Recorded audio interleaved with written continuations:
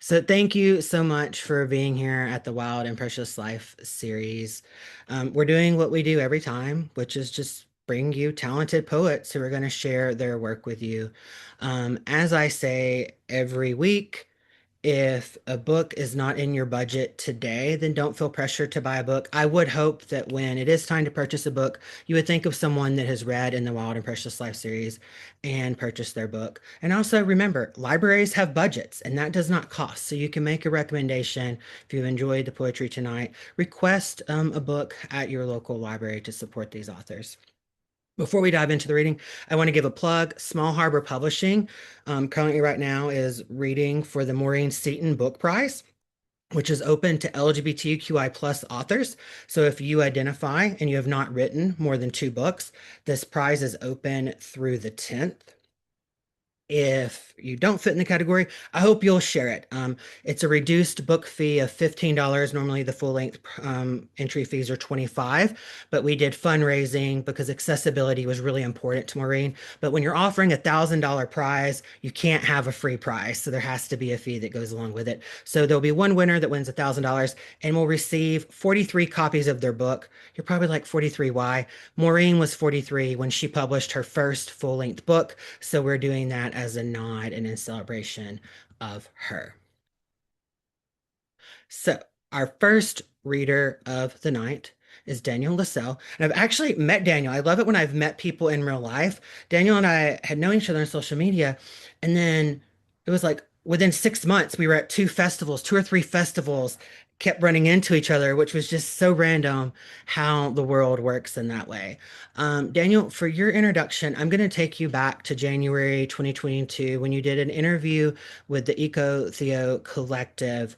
Um, and I'm going to do an excerpt of one of your responses and an excerpt of the interviewer had some great lead up to your questions of how lovely they were paying attention and reading into your work. But this statement ended with the question, to what extent has your writing, whether it was these poems or other pieces, helped cope with can't talk, inevitability of tragedy? And this is about Daniel's first book, Spit, not the book that he's reading from tonight. He may read from Spit tonight. And this is an excerpt of what Daniel had to say. The act of writing towards something makes poetry a great avenue to process trauma, but it can also make it an avenue for discovery that transcends personal experience. It takes dedication and trust to reach into that new landscape of the self. I'm also thinking specifically about the impacts of time on art. When you return physically to a location, even if the span of time between going and coming back is short, the place has slightly changed, just as you have slightly changed as a person, because with age, nothing remains constant. The realities of time are inherently elegiac, and the same goes for writing and reading. When I return to an old poetry book that I admire, I receive a slightly different resonance, not because the words have changed, but because I have changed. There's a newly experienced loss for the previous resonance, too. The evolution is one of the great gifts of poetry. Good poems evolve, good poems transcend the now. There is a magic in this relationship between poet and reader. Thank you so much for being here tonight. The screen is yours. Thank you so much for that, Dustin. Welcome, everyone. It's a honor to be here. I'm going to read five poems from Frame Inside a Frame. It's my second book. It came out September of 2025 with TRP. And yeah, I'll just dive right in.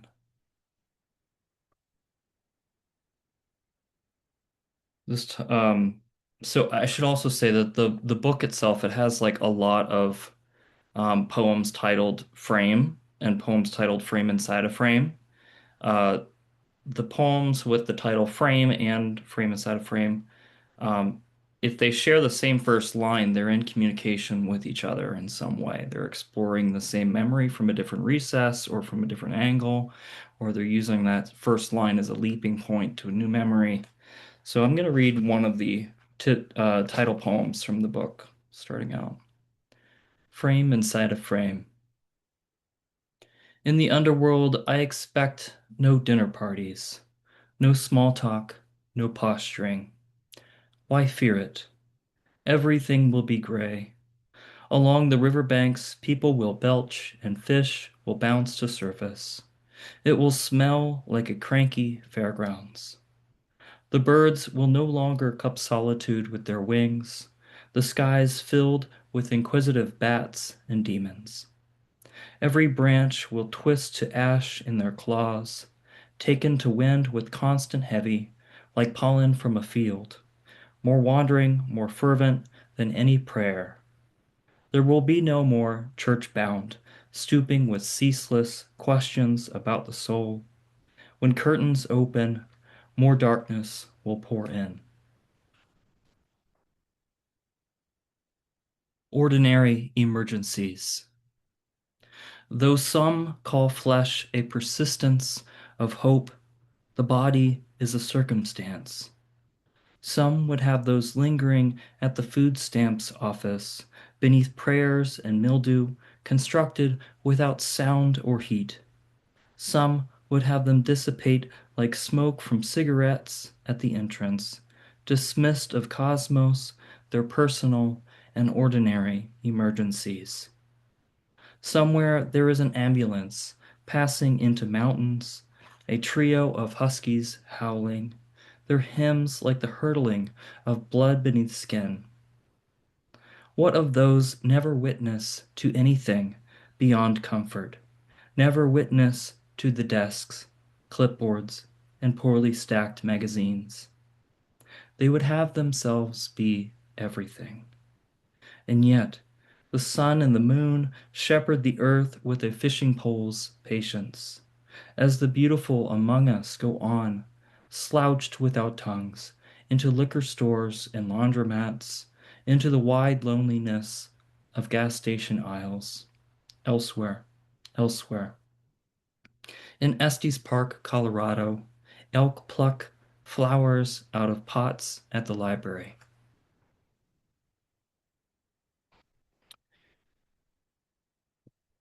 This one is about my grandma.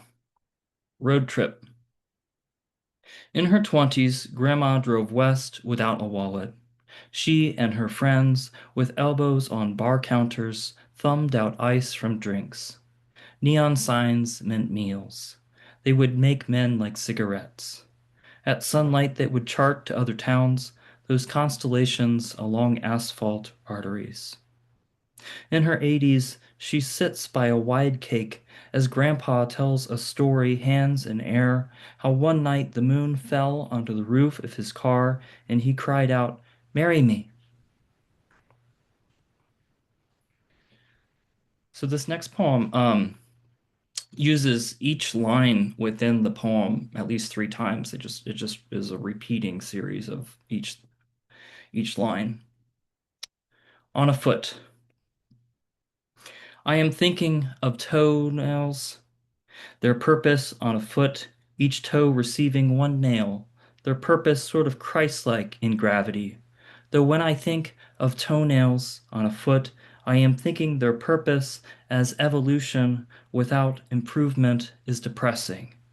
The world moving and balanced, each toe receiving sort of Christ-like improvement. The world moving on a foot as evolution without one nail. Though when I think of toenails and gravity, their purpose is depressing, sort of Christ-like and balanced.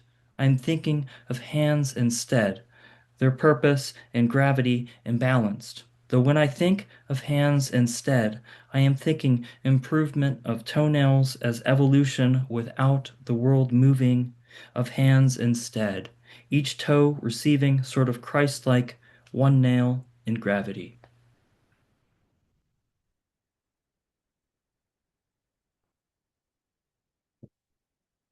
Church going. In the afternoon, farmers gather on a bench by the courthouse, trading stories of the morning. A cow's leg recovered from coyotes, 2 eggs in one roost, a stray dog slimmed between fence slats, a devotion that reminds the farmers of weather, their tongues like blueberries after a soft summer rain. To share, to drink from that worship. 2 by 2, city folk gather in parks for a chess match. I'm going to close with 2 new poems.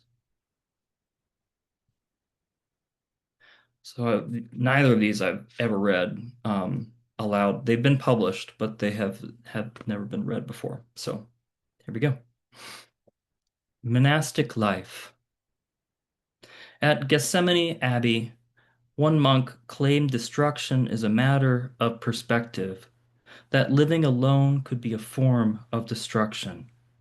He ate cantaloupe and cucumber sandwiches at picnic with my parents, sharing that he knew Thomas Merton and didn't like the guy.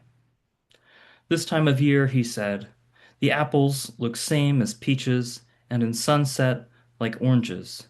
He kept fruit on his tongue in this way, his smile eager, leaning to the right, the way he called us sinners, then folded his arms into a mantelpiece. You know why I like this place? He asked. It's because when I live here, I'm in another country. This is my last poem. The waiting or knowing when it is time. The dog has been dying for years. Hips gone, eyes cloudy, fur crusted with yeast. That allergic reaction, wheezing when he stands. When he goes outside, he stands to sniff the air before lowering his head to the grass. He wobbles, then pees. Deaf, he has learned to communicate with hand signals and lip reading. Now that he can barely see, we poke and pat him to tell him we have fed him. On the days he does not eat, he cries at night for us to help him up.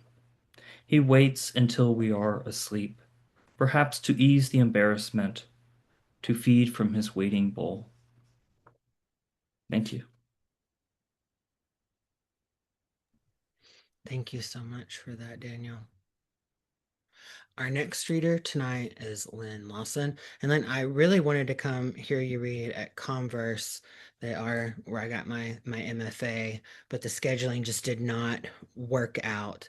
I have to say, before I do your formal introduction, something I admire about your work is how you take advantage of the space of the page in a lot of the poems that I enjoy. You have so many great poems, um, but you do so much with space. I think it was Paulette that you won.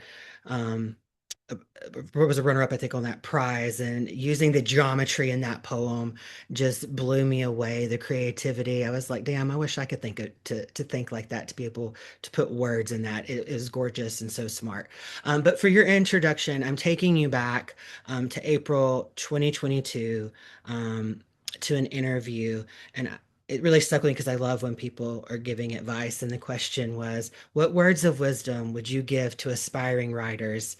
And this is what you had to say.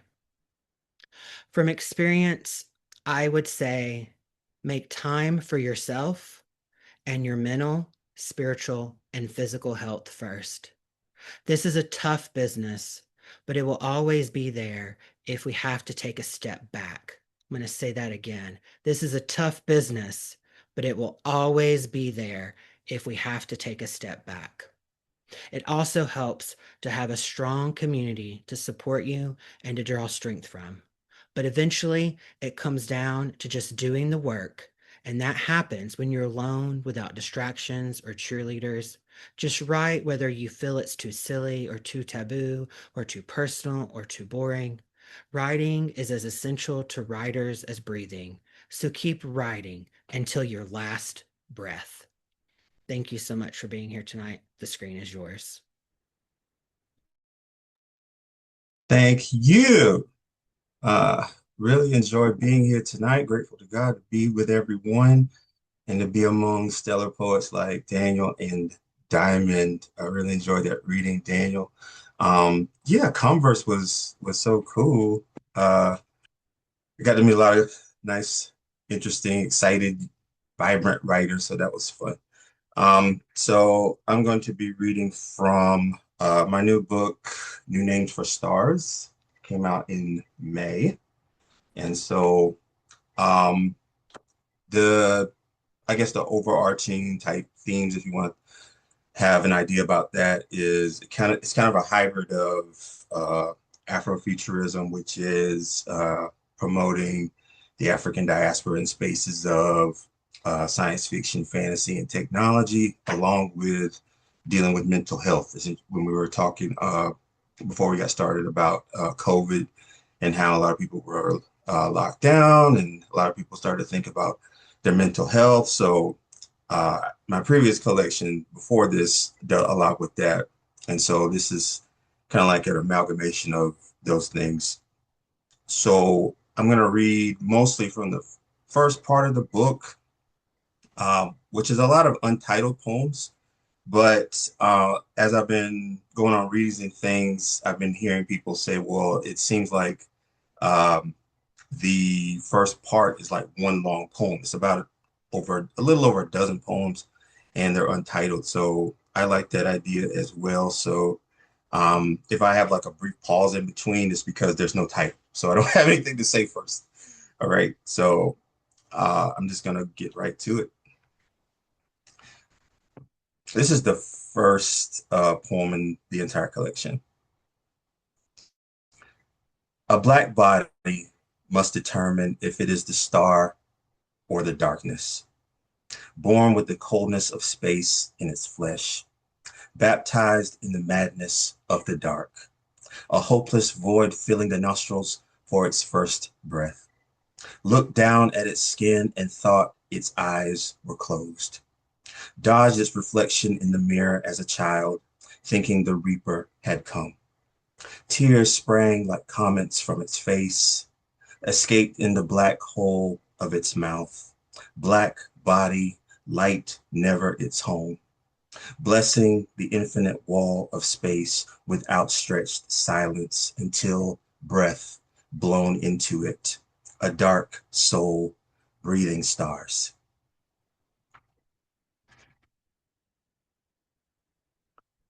One name for the Hebrew God Yahweh is El Shaddai, meaning many-breasted one, the one from whom we can nurse. The Greek god Aphrodite is known as goddess of fertility, portrayed in statues displaying many breasts. More statues of Greek and Roman goddesses reveal them as such, covered with suckling teats. The relationship suggests a mother and children, feeding her young without measure from sumptuous breasts. The hunger of astrologists is not unlike that of the newborn, crying out for milk from the stars, marveling at big and little dippers from a Milky Way pouring life from celestial breasts.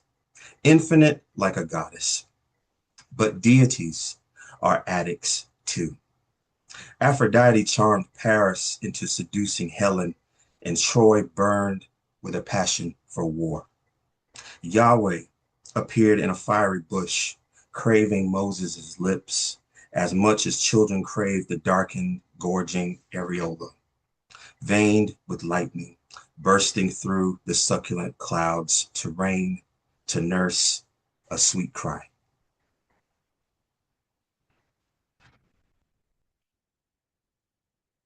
Point somewhere in the blackness to a kernel of light and say, baby, that one is yours.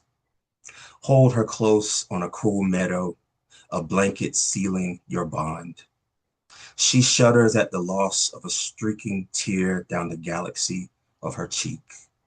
Dares not gaze longer into your eyes than you can see the blurry blink of light.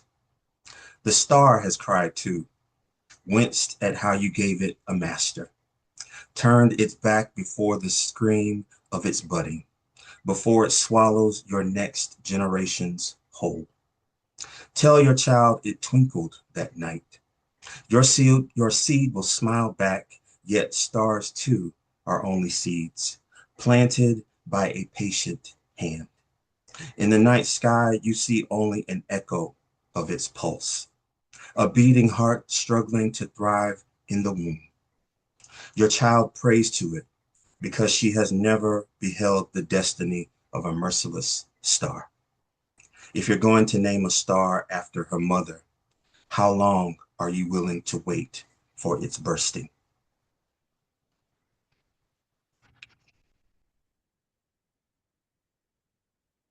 In the future, super will fall from the lexicon in obscurity. Blood will never breach flesh in violence. A timid star will stumble from its nest, taking its first steps into orbit. It too will not bleed, nor will it shed the prayers wished to its womb from infinite humans seeking solace from the old world. Nova will be buried under our feet with the past. We will walk with light between our toes. Power will need not be super. It was always a resource, a tool generated from abilities fashioned in us from the same ground as the stars. Yet powers will linger. A dark-skinned girl will be born with John Henry's hammer as a birthmark. A black boy will finger the lightning-shaped scar on his forehead, the deja vu of ancestors who fought the war to belong to something super, something other.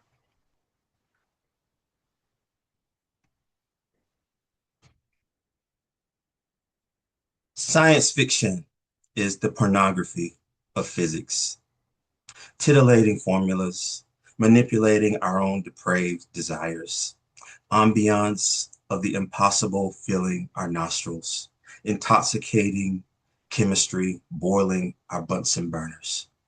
Brave the valleys in the triple X's to reveal the filthy constructs of the creative self. Wooed by an interlocutor whispering wishes of holding stars in our palms, wielding the improbable to free ourselves from the inevitable, trading reality's whips for chains bending space and time into Kama Sutra, right with the profanity of fantasy, debauchery of technology oozing from the corners of our mouths. Who will stand on the platform of their search histories, aching for their future selves? Who will play their fiction addictions not safe for work, or star in their own sex tape in which only fans will say, "This is our alchemy, the science of melting our souls."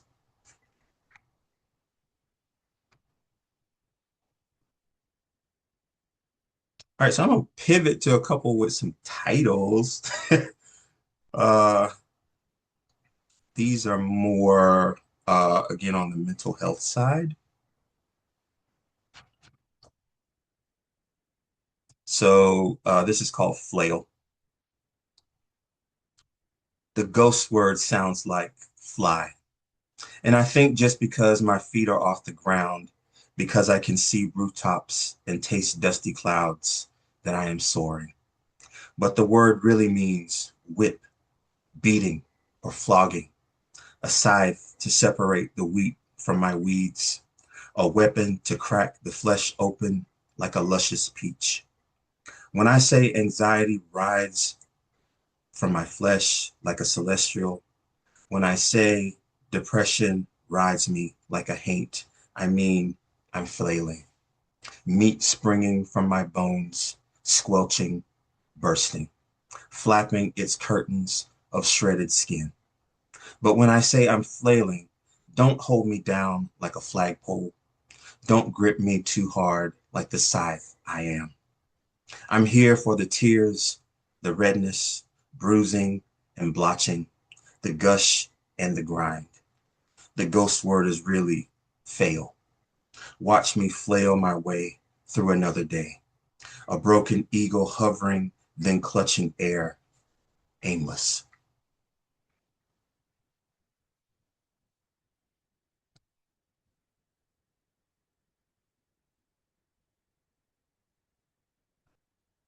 So this is the last poem in the collection. It's an elegy for Chadwick Boseman, who uh, tragically passed away some years ago from cancer. He was an actor.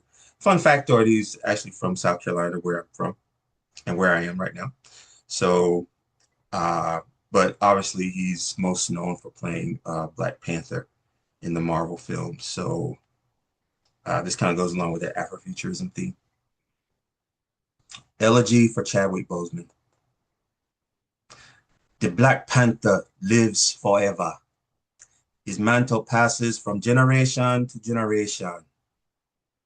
But this was a man, flesh and bone, breathing among us, living, smiling, crossing his arms at his chest. For us, for all of us with melanin souls, for the spirits in our black chests, our ambassador of blackness, when our own country allows our genocide, when our protectors keep blasting our bodies into the ancestral plane.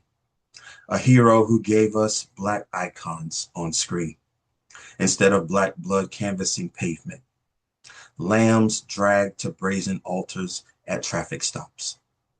We beheld his CGI glory descending in Endgame, second coming from a morning star portal, with every African regality, ancestor, and deity, filling his chest and healing arms with valor. We salute, fists raised, eyes lifted, hearts heavy with vibranium.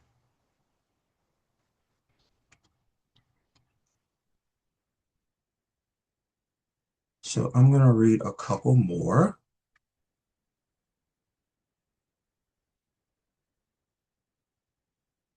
A delivery truck flies the Confederate flag in Myrtle Beach.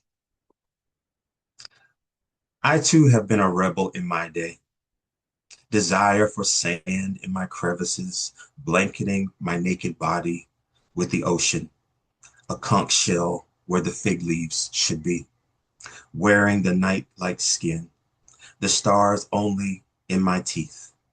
You haven't released your soul to the universe until you return your body to the waters who birthed you, who judged your life to determine if your breath was worth puckering its lips to your mouth and blowing, blowing, rippling through you, your tongue red with life, like this paralyzing fabric on the back of a moving truck, not waving, haunting, a relic, dry as the bone of a conch shell.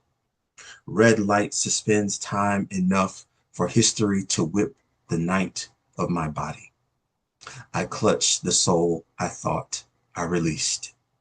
Anger surfs through me like this truck's dangling red sail, turning a street toward rebellion. Yet do I marvel at the fabric of the universe, the stars crisscrossing my teeth through me, those shooting stars. So I'm going to end on this one.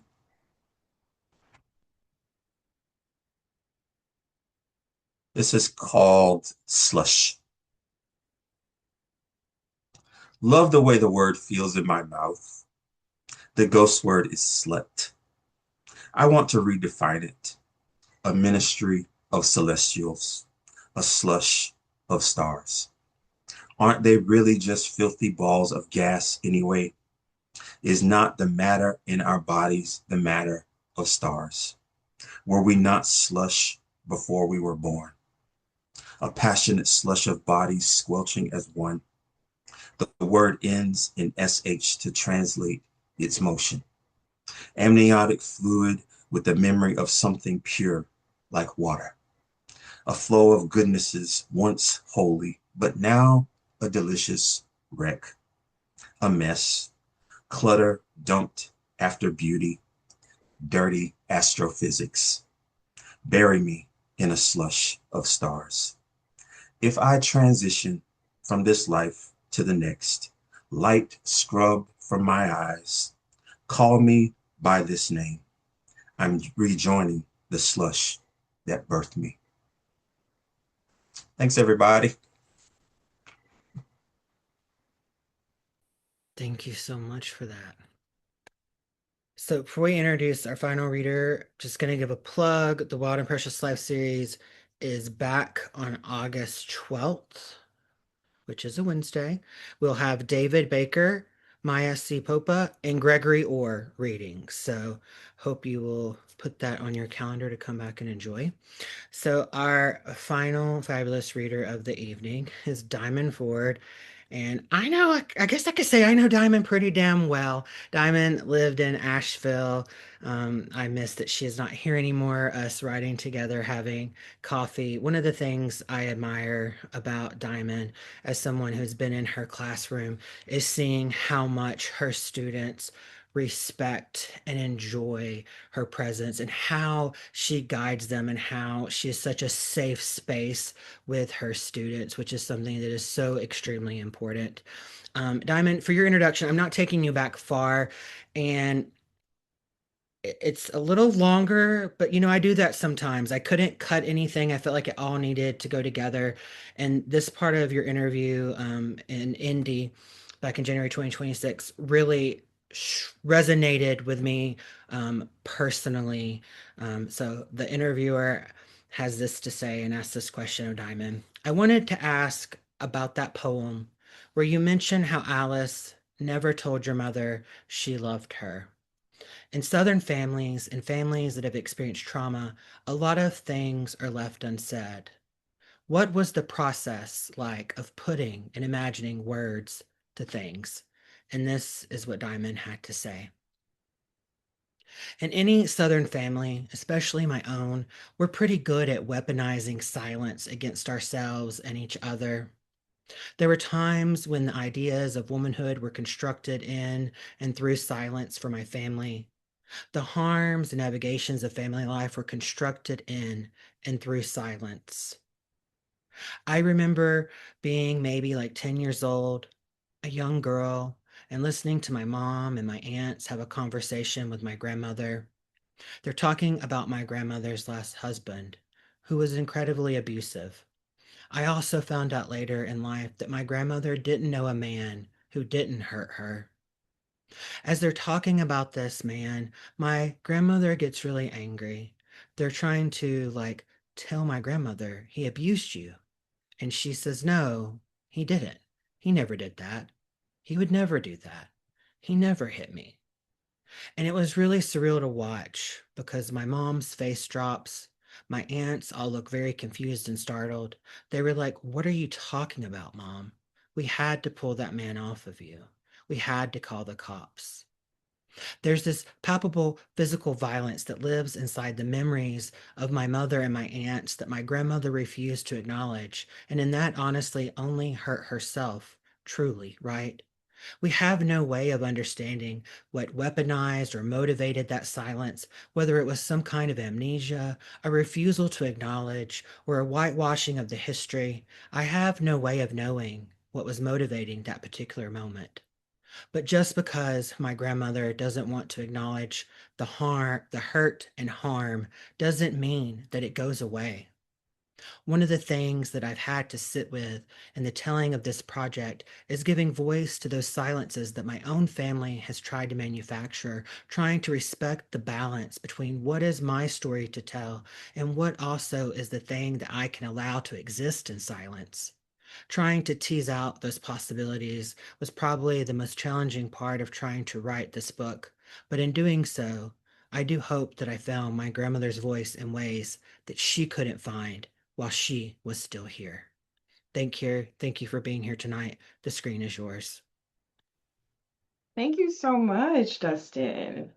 A magnanimous host as always. Len, Daniel, it's an honor to be in conversation with you tonight, to hear your voices and to hear your work. I'm super grateful to be in community and conversation now and going forward, of course.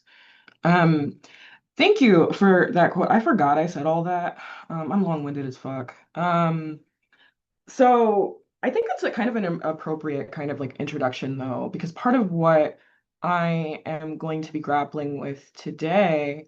And before I start talking, I actually have a link for y'all because I like accessibility.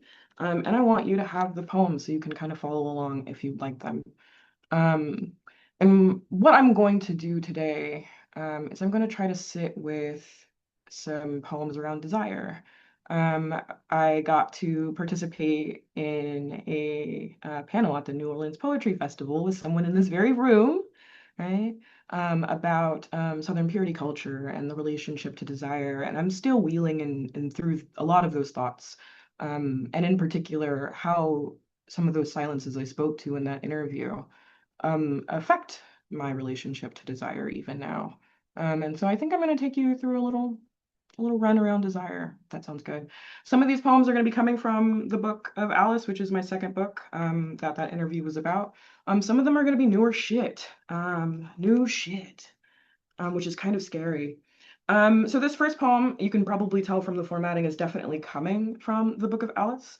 What you don't know is there's some kind of grayed outlines in the PDF version that I linked. In the first edition of the book, only those moments actually appear in like red font. I don't know if you can kind of see it. It's a little blurry there, but right. So whenever my grandmother speaks within the book, it appears in that red font. So just a thing to kind of note when you see that grade font. This is the firstborn. And the Lord said unto the womb of Alice, sing. And the uterus bellowed its trumpet, and the tubes rattled their maracas, and the eggs clattered their ovarian gourds. Sometimes the first man would hymn his lips on Alice, would croon a tune she couldn't sing alone, and it was then she saw him the way other women saw him, like a finger fluttering her vows. Sometimes the first man would wander, so Alice went to bed with the sheets heaped into the shape of him, tried to ignore the bedside candle oscillating its anemone-scented eye. Alice longed to tip that candle, to let its fire silk its glossy slip around her. Heat, Alice thought, is the birthplace of living, but she could hardly remember the summered hills that raised her, could hardly remember anything that wasn't the smell of him. Newports and nickels, someone's perfume pedaling like a kiss along his chin. Another night, the first man wandered, and it was then Alice could hear the trains screech their metal nocturnes outside her window, the dogs wheel their whirling howl, the stranger's voice spindling through the wood floors. Then Alice said unto the Lord, lo, that I should love a man in parts, that I should want him even for his fingers when I cannot have his heart. And the Lord said unto Alice, just make what you want. So Alice jammed her hand into the pitch between her legs, pulled the song God nested there, melody of a dark child still black with blood, throat wet and red as a melon, and Alice pressed the song child to her chest, fed him honeyed milk from her breast, and the child's cheeks sucked and billowed like linen on the line. Alice stained warm by his lapping tongue. And the dewy eye of the street lights, Alice and her song child slept to the snick snick of a hunger quench. So, new shit time. I wrote this specifically for that panel I mentioned around purity culture, right? If you don't kind of know anything about the kind of concept of fast girls, in particular, the idea of fastness is rooted in Black respectability culture. It's the idea of being seen or behaving as sexually promiscuous, as grown, growner than you should be, right? And so this is the fast girl guzzle. From the moment she's born, a daughter is a hook held fast to her mother's worry. Afraid her daughter will be raised fast enough to outrun her warning that fast girls stay feasted under the devouring eyes of men, gazes fixed to their hips switch fast. Girls learn their mothers like shadows, like a void encroaching on another man's want, or the eclipse of a soon child's heft held fast to her breast, her dreams dipped into darkening distance. Her mother names her daughter's fits for their nearness to desire. Teas tied fast become belly shirts, apple-bottom jeans, coochie cutters slashing through her dark-leaved heat. She is a one-word trajectory fast as a bat into hell, and she is wet in these watching streets, sweating like a mother. What will they call you? Mama asks. Fast, as in a wild thing wrenched free, the apple ripped from the tree like her generations never knew their leash. Fast against their necks, every black girl made parable or pocket money, spirit spent till her hunger caves her in. Fasting means girlhood, means living on the edge of fantasy, stuck between mama's nightmare and her lover's dream. She moves fast into prophecy, into shame's negligee, as if she ever had a choice. Even her mama knows the way a man's hands move fast to snatch her smile back. Those evenings, her mother looked shame in the eye over family dinner, the gluey potatoes stuck fast to her ruby ridged throat. She tried to dress as someone respectable, forgettable, hemmed her skirt low enough to hide the bruises held fast to her memory. Now she wants to save her daughter from herself. An inheritance, running, centuries of our quick feet scrambling fast. Candied yams, or what to do when another man hits you. Ingredients: 4 swole sweet potatoes, 3/4 cup of sugar, white and brown, 1 smashed orange, just the juice, a splash of crown, lemon zest, cinnamon and spice, 1/2 pound butter split in pats, stove with the gas turned high. Directions: 1. Swamp the potatoes in cold water. Cut them top to tail, then roast till honeyed spit dribbles down the face of it. Note, there are over 400 varieties of sweet potato, many parented from poor soil, a wealth of tubers colored cream or custard, some bruised through an open sore night. 2. Knife the earth roots, then skin, scoop, splatter the soft guts in a pot just hot. Skitter the sugar, ash the spice, delight in suet sonnet, the butter skim to a scab, stir until the spoon smacks like a backhand, his cracked knuckles crashing. Crush the citrus, the orange seeds scattering like teeth, and grate the lemon. Pitch the gas high enough to hear heat's holler, and while it roils inside you still, the love you have for him. Scrape the sugar from the spoon. Note how much it tastes like resentment, the sweet seething your heat has made. Let it stew, let it smolder, let the copper pot burn. This is fun because you can see how many poems we have left, and I don't have to tell you. I usually like to start my set by being like, hey, I'm gonna have this number of poems and you can count down. I don't have to do that shit. So for the next poem is actually in conversation with the Bible verse. So I will read the Bible verse first, and then I will read the poem that is in response to that.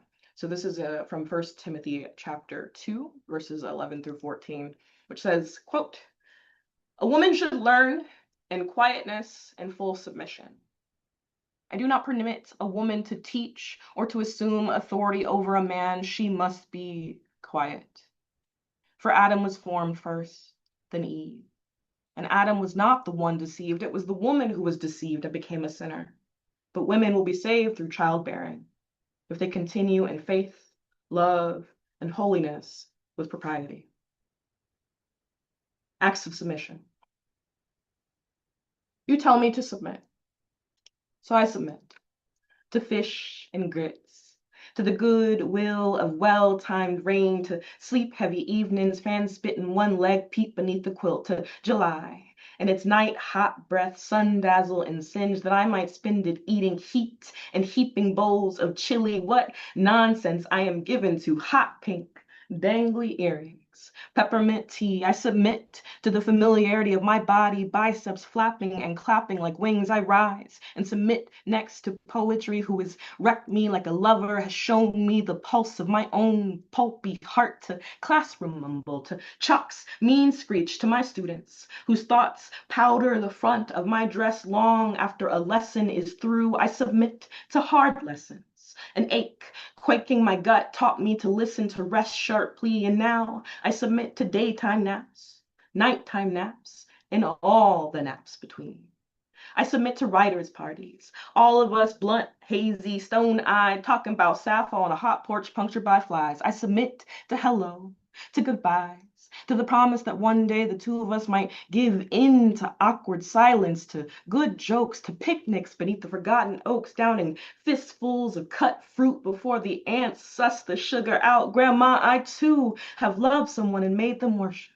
That one afternoon, my partner's hands parted my scalp, adoration in their clippers sheer. Tell me, when my hair piled into a perfect nest beside my feet, did you weep? I'll never be the woman you wanted. Though sometimes I submit to the round of my small dog's stomach, tend its rosy heat in half-hour sittings, and when she squirms under the soft strokes, devoted, blooming, I submit to what she stirs in me, this neglected mother need. And maybe it's true, my dog has saved me, and not once did my legs bear open like a hard smile. I want only to de-gender desire, to transgress past the meekness planted in us like overgrown weeds. Grandma, I have freed the secrets you were too ashamed to keep, so it means I've again submitted to my unmercied and violent mouth, that I've become a clitoris spark, a firework, a girl too loud with longing, but I deserve each earthly pleasure before the world flits into hot mist. I will gnaw the flesh from want, slobber on its bones like the man who owns them. Yeah, I am someone's daughter, damn near bald, with her hand on her cock.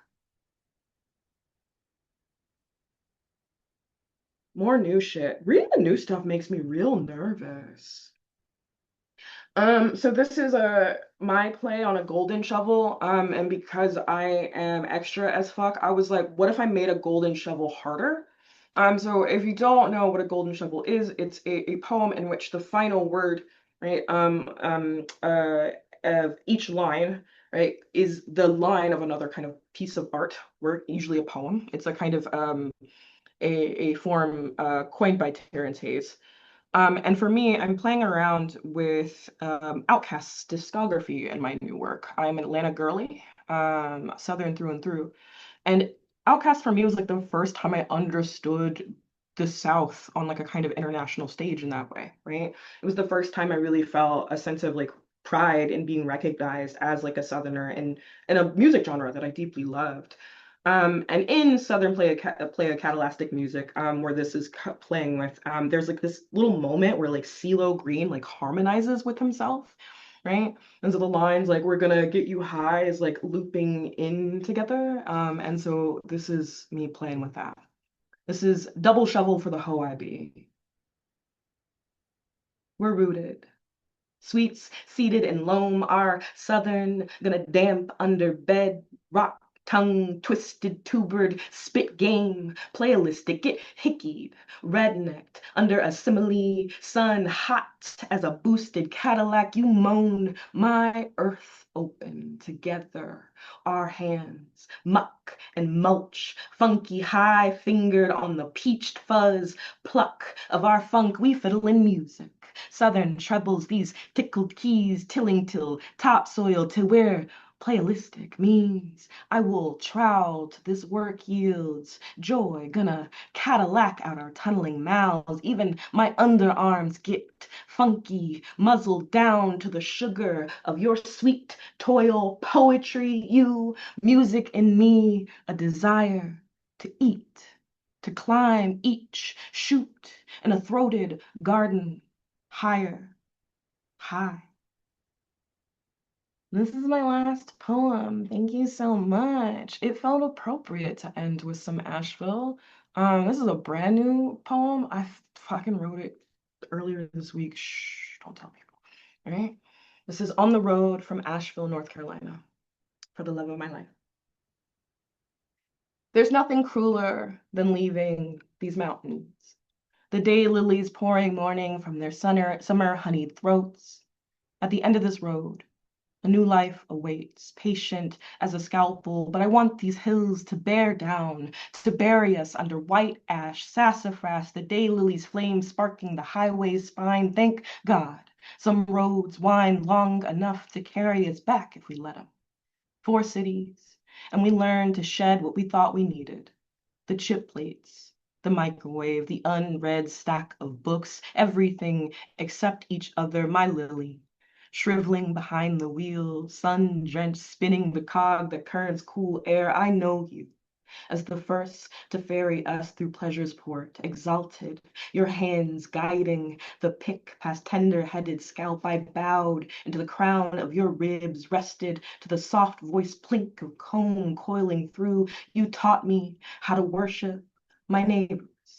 After the storms washed our roads to ruin, weeks without running water, the city installed toilets along the street, and we used them until we couldn't, until the seats crusted, crested emblems drawn in a calligraphy of shit. It was you who tended to the neighborhood porta potties, wiped clean the back splattered stains without pay or fear of what you could not wash away. I believe in a love perennial, which means somewhere along this journey it will come for us. Like the fly catcher cuts the mantle of a dagger moth mid-flight, or the daylilies who ignite for just one sun before their lights blot out. What burns between us could smolder or blaze, could inferno till there is nothing left but a stretch of road outside our windshield, one home in the rear view, another blurred somewhere beyond this brilliant, brilliant light. I will come back to you. Thank you. Thank you so much for that. And thank you to all of our readers, Daniel and Lynn as well. I'm just putting everybody's websites back in there. So copy those so that you have it. Um, Everyone here has more than one book. People may offer services. If you're looking for consulting services, check out the websites to see if they offer it. The best way to support writers is, if it's in your budget, is to put money in their pocket. So please check out their websites, and remember, requesting a book at the library costs you nothing, and it supports these Writers in the Wild and Precious Life series. And I hope you will come back on August 12th.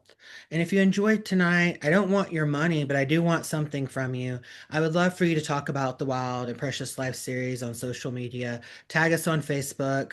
We're on Blue Sky, Twitter, and Instagram. That word of mouth promotion really does go a long way. So I would greatly, greatly, greatly appreciate that. If someone is young and hip and wants to make a TikTok video, I'd love that. I'm just too damn old to try to do the TikTok stuff. But a Wild and Precious Life TikTok video would be really cool. So thank you so much for being here tonight. And oh, meow. So thank you for being here tonight. And remember, the world is a dumpster fire right now. There's a lot of horrible things that are happening. So be kind to yourself, but also when people deserve it, because sometimes, let's just face it, there are some people we can't be kind to, like somebody that's in leadership. But when you can, be kind to others, especially writers. If there's somebody's work that you're reading and you enjoy it, send them a note. Just let them know that you're reading their work, that you enjoy it. Those words go such a long way. So I hope to see you back on August 12th, and everybody have a fabulous, safe, wonderful evening. Good night.